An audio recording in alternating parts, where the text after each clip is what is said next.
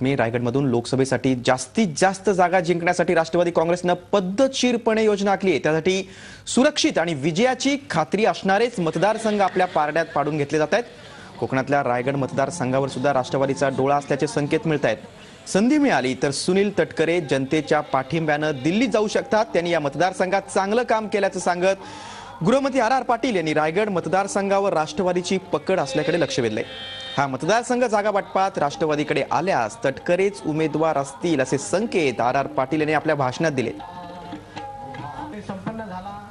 तटकरे साहेब सगळ्यांना सोडून विरोधक ज्यावेळी तुमच्यावर टीकेचा भडीमार करतायत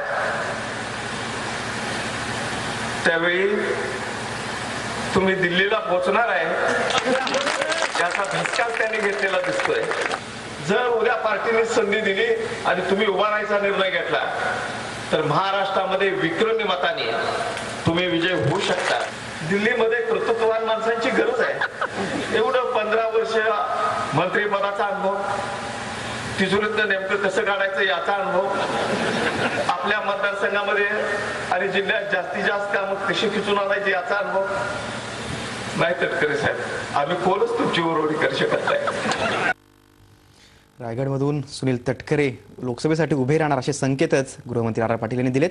पुढे आता कोल्हापूरमधल्या बातमीकडे। कोल्हापुरातील IRBच्या टोल विरोधात रान उठला असताना राज्य सरकारने अखेर त्याची दखल घेतली आहे।